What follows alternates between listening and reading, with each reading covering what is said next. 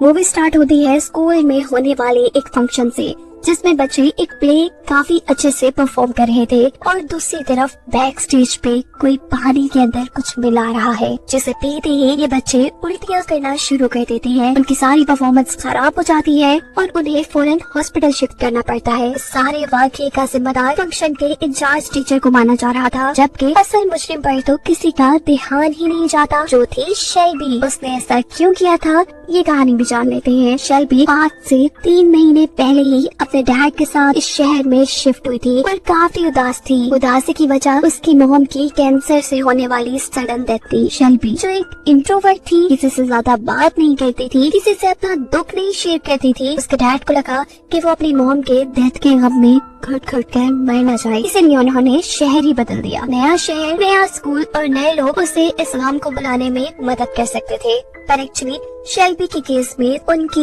ये सोच गलत थी। वो कभी भी लोगों से घुल मिल नहीं पाती थी और इस नए स्कूल में भी जब शरारती बच्चे उसका मजाक उड़ाते हैं तो वो अपने आप को कंट्रोल नहीं कर पाती और जोर से अपनी बुक उठाकर लड़की को मार देती है, जिसके रिजल्ट में टीचर उसे क्लास से निकाल देते हैं। हालांकि वो ये जानते थे कि बेशक शेल्बी का रिएक्शन गलत था, पर गलती दूसरे ग्रुप की थी। इसीलिए वो शेल्बी को कुछ देर बाद अपने ऑफिस में बुलाकर समझाने लगती है कि अगर ऐसे लोगों की बातों को हमने सीरियस लेना शुरू कर दिया तो हमारी जिंदगी तो काफी मुश्किल में पड़ सकती है। तुम्हें इन सब चीजों को इग्नोर करना चाहिए। वो शेल्बी की मॉम की डेथ के बारे में भी जानते थे। प्रोफेसर कहते हैं कि मुश्किल वक्त सब पर आता है, पर मुश्किल वक्त का कॉन्फिडेंस और बहादुरी से सामना करना पड़ता है। शेल्बी भी सबका कॉन्फिडेंस से मुकाबला करना चाहती थी, पर उसकी ये सारी सोच तभी हवा में उड़ जाती है जब प्रोफेसर के ऑफिस से निकलने पर वो शरारती बच्चे दोबारा उसका पीछा करने लग जाते हैं। वो भागकर घर आ जाती है। मूड खराब होने की वजह से उसके डैड उसे चीयर अप करने की कोशिश कर रहे थे,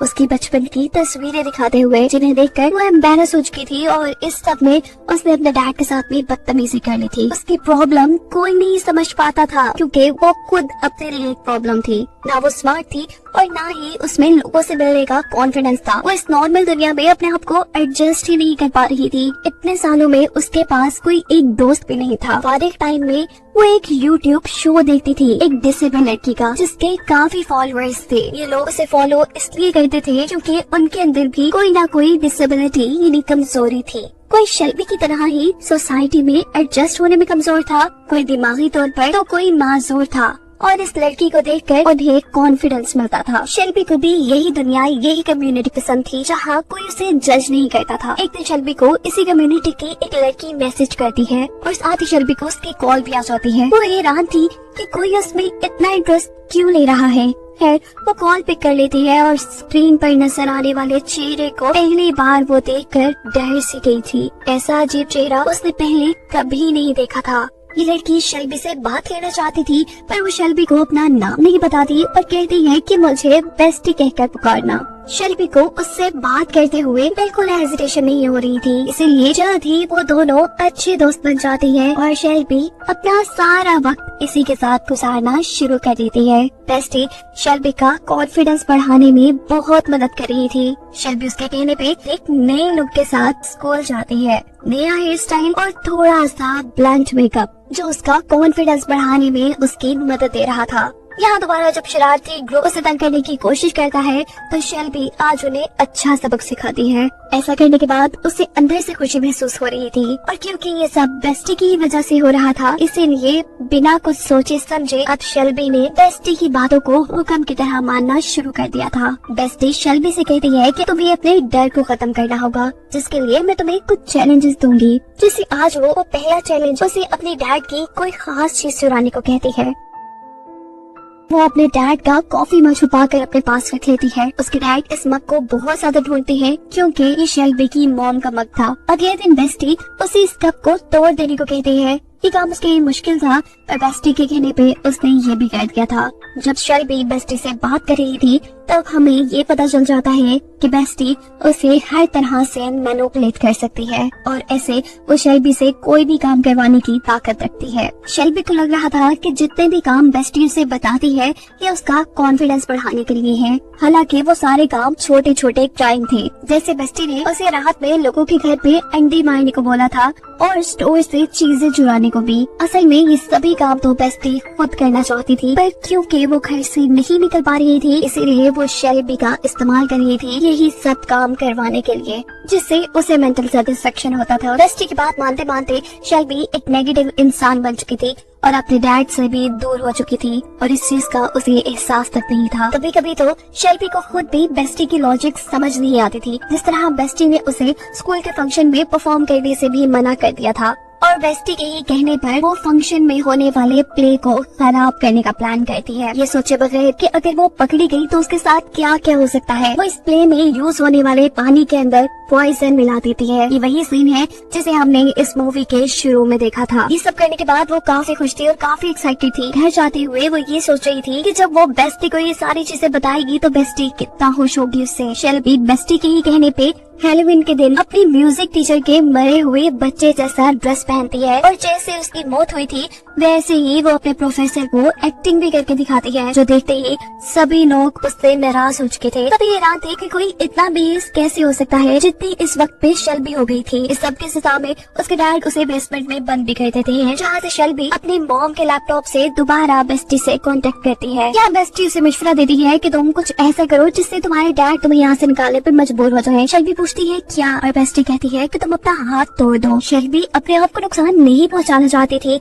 इसलिए वो बेस्टी को मना कर देती है, पर बेस्टी तो ना सुनने के लिए तैयार ही नहीं थी। वो शेल्बी से कहती है कि तुम एक अच्छी दोस्त ही हो, तुम बहुत बुज़दिल हो, और उसकी मैनिपुलेशन वाली ये बातें शेल्बी को उसका हाथ तोड़ने पर मजबूर कर देती हैं। उसके ऐसा करने पे बाकी उसे बेसमेंट से निकाल दिया जाता है और हॉस्पिटल लेकर जाया जाता है, जहाँ जाकर उसे एहसास हुआ था कि बेस्टी बहुत ज्यादा टॉक्सिक थी और उसकी वो दोस्त नहीं थी, असल में वो दुश्मन थी और अपने मन चाहे काम शेल्बी से करवा रही थी। इन सारी चीजों का एहसास होने पे शेल्बी अपने पुराने काम छोड़कर दोबारा एक अच्छी जिंदगी शुरू करती है। उसे बेस्टी से सारे कॉन्टेक्ट खत्म कर दिए थे और उससे जितना हो सकता था वो अपनी गलतियों को सुधार भी रही थी। वो अपने डैड को उसकी मॉम का कप जोड़ के भी देती है, उनसे माफी मांगती है और फिर अपने म्यूजिक टीचर के पास जाती है, जिसकी बेटी की मौत का शेल्बी ने मजाक बनाया था, और अपने इस नए सफर में उसकी एक रिवर नामी लड़के से दोस्ती हो जाती है, जो तकरीबन उसी जैसा इंट्रोवर्ट था, यानी ज्यादा लोगों से बातें नहीं करता था। और जब शेल्बी को ये बात पता चलती है कि रिवर भी उसकी फेवरेट यूट्यूबर का फैन है, तो उसे और भी खुशी हुई थी, ये जानकर कि उनके इंटरेस्ट भी सेम है। खैर अब शेल्बी घर जाने वाली थी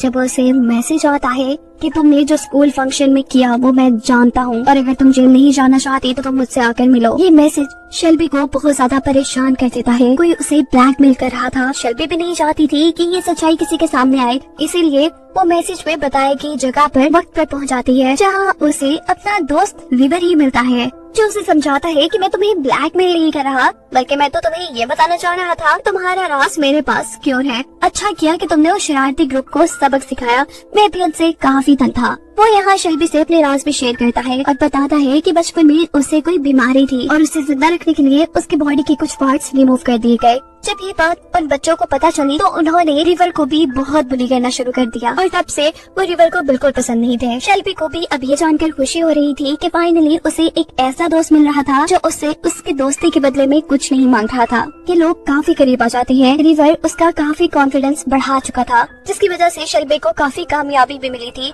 उसका मुल्क के बहुत बड़े स्कूल में एडमिशन हुआ था, जो कि किसी और शहर में था। शेल्बी अब उस शहर में शिफ्ट हो जाती। उसके इस शहर को छोड़ने से पहले रिवर उसके लिए एक सरप्राइज प्लान करता है और उसे लेकर शहर से दूर एक नदी के पास ले आता है। घर के अंदर जाने पे शेल्बी को ये घर और भी ज्यादा डरावना लग रहा था। उसे लग रहा था कि यहाँ कोई रहता है, पर रिवर कहता है नहीं ऐसा नहीं है। वो अब सामने एक दीवार दिखती है जो उसे कुछ जानी पहचानी लग रही थी। सोचते पे उसे याद आता है कि ये वही बैकग्राउंड है जो बेस्टी की वीडियो कॉल में नजर आया करता था। उसकी सिक्स सेंस उसे ये बता रही थी कि अब उसके साथ बहुत कुछ गलत होने वाला है। वो यहाँ से भागना चाहती थी, लेकिन इससे पहले ऐसा कुछ करती उसे सीढ़ियों से अपनी तरफ कोई आता दिखाई देता है और इसे देखकर शेल्बी बहुत ज्यादा डर जाती है। वो जोर जोर से चिल्लाने लगी थी। वो भागकर रिवर के पास जाती है। उसे लग रहा था कि रिवर उसे बचा लेगा, पर यहाँ रिवर उसे पकड़कर मार देता है और हमें सबसे बड़ा सच ये पता चलता है कि रिवर को शेल्बी में कोई इंटरेस्ट नहीं था। उसने शेल्बी से दोस्ती करने से लेकर उसे मारने तक के सारे काम बेस्टी के कहने पे किए थे, क्योंकि बेस्टी उसकी भी दोस्त थी।